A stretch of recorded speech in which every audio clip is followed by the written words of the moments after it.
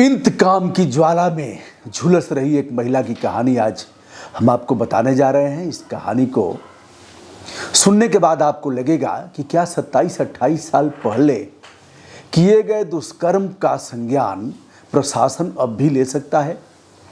क्या न्यायालय उस पर सुनवाई करेगा और होगी कार्यवाही? जी हाँ, एक ऐसा ही मामला है उत्तर प्रदेश के अलीगढ़ का।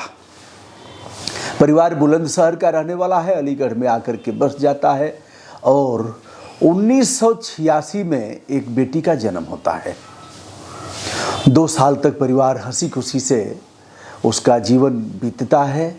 तत्पश्चात एक दुर्घटना होती है और परिवार के 12 सदस्यों की हो जाती है मौत। कुछ घायल होते हैं, कुछ मर जाते हैं। उसी में उस लड़की के पिता का भी देहांत हो जाता है, दुर्घटना का शिकार होता है। विधवा माँ पति को लेकर के कुछ दिन तक भटकती है, तत्पश्चात वह शादी कर लेती है। यानी पहले पिता की एक बेटी और फिर माँ चली गई दूसरे के घर, बेटी को लेकर के जाती है। इस कहानी में कई एक पात्र हैं और 2-3 की संख्या में इसमें खलनायक हैं। जानिए पूरी कहानी। दूसरी शादी होती है, हंसी खुशी बीतता है कुछ दिन में। वह बेटी 7-8 साल की तब तक हो जाती है और बेटी पर नज़र गड़ाए बैठे हैं 2 दरिंदे। 2 उसके सौतेले चाचा हैं, यानी दूसरे परिवार के। एक उसके साथ दुष्कर्म करता है, घर पर जाकर के बताती है। माँ ने हालात से समझौता किया और बेटी को चुप कराती है, डांटती है अपने ढंग से। वह चाहती है कि अब अगर हमारा परिवार उजड़ेगा, ये तो बेटी की हत्या कर देंगे और हमारा भी रहना यहाँ दूभर हो जाएगा। किसी तरह से समझौता करती है, बेटी को बहलाती है, फुसलाती है, डांटती है, समझाती है, दुलारती है। तत्पश्चात दूसरा जो चचेरा चाचा है वह भी ऐसा ही करता है। नियति बन गई, ऐसा ही होता रहा। बरसों बरसों तक इसी प्रकार का दुष्कर्म होता रहा। उसका फायदा कुछ अन्य लोगों ने भी उठाया। चूंकि माँ जब खामोश है तो कोई करेगा क्या, कहेगी किससे?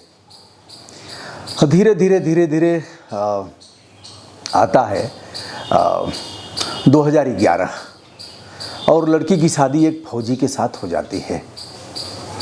फौज की नौकरी करता है, बड़ा परिवार बड़ा ढंग से चलता है। उसे भी खुशी होती है कि हमारा जीवन लौट आया।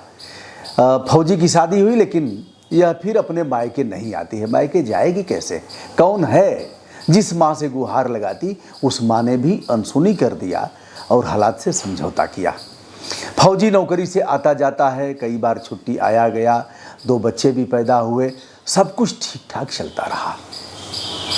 फौजी की इच्छा होती है कि हम फिर से ससुराल जाएं। सभी की इच्छा होती है कि ससुराल में हम दोबारा जाएं और हम कमा करके आए हैं, फौज में रहे हैं, पहले जैसी स्थिति नहीं है।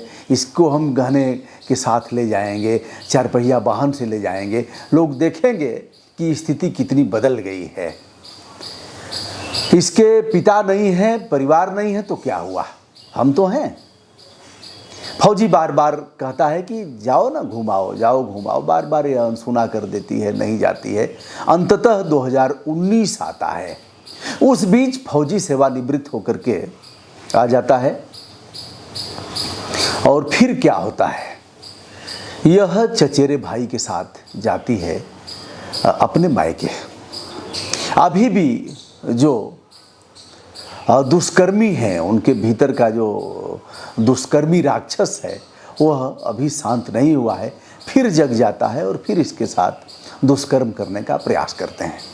अब यह लड़की वैसी नहीं रही। अब यह एक फौजी की पत्नी है, जिस फौजी ने देश के लिए कसम खाया, वर्दी पहना और उस फौजी ने इसे बढ़िया से सजाया और संवारा, देशभक्ति का पाठ पढ़ाया।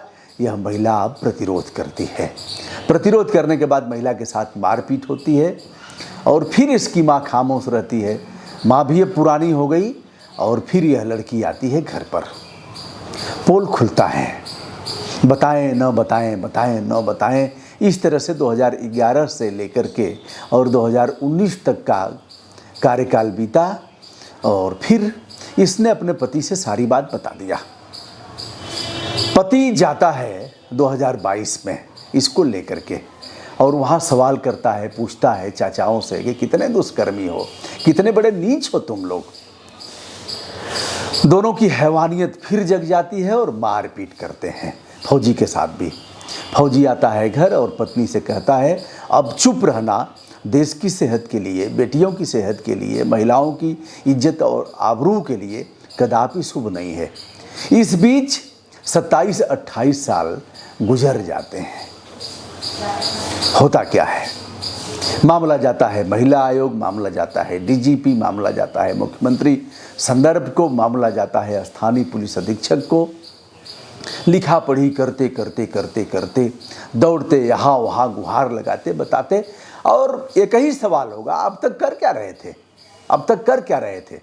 अब यह प्रतिशोध की ज्वाला जिस तरह से जल भून रही थी, जिस तरह से उसके अंदर यह उमड़ घुमड़ रहा था, किस प्रकार हैवानियत किया है, और महिलाएं जब जग जाती हैं तो फिर उनको मनाना काफ़ी मुश्किल होता है। फिर लगातार यहाँ वहाँ करते करते अंततः दोस्तों जानते हैं क्या हुआ, अपराध दर्ज हो गया महिला थाने में। अपराध दर्ज होने के बाद अब उसकी विवेचना शुरू हुई है।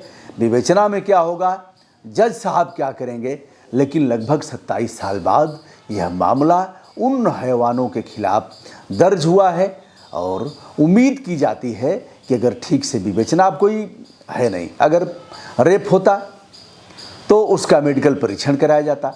अब रेप हुए इतना कालखंड हो गया, मेडिकल परीक्षण में वह चीज़ें आएंगी नहीं, क्योंकि फिर शादी हुई, बच्चे हुए, क्या क्या हुआ।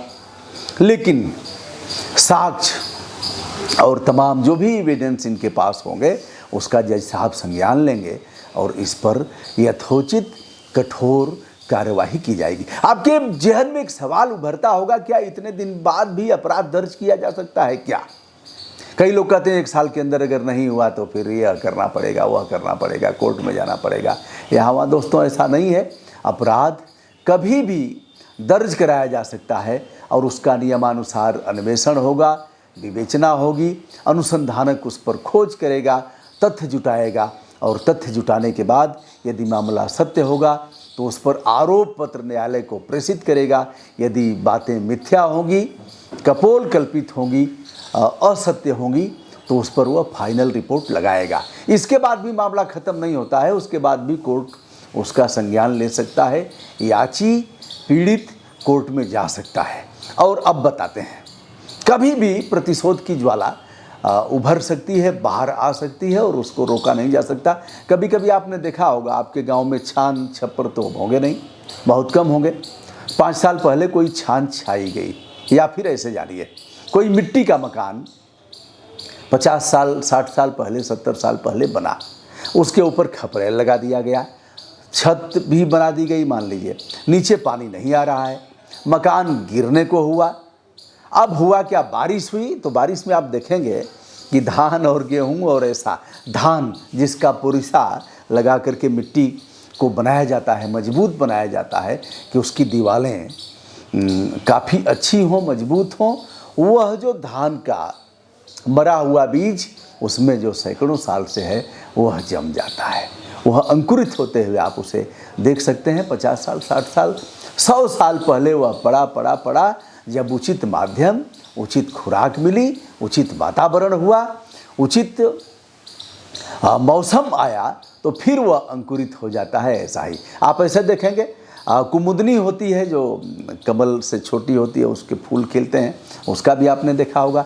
1 साल तक अता पता नहीं रहेगा, जैसे ही पानी होगा, जल भराव होगा, वैसे ही फिर देखेंगे फूल उसमें से निकल आएंगे।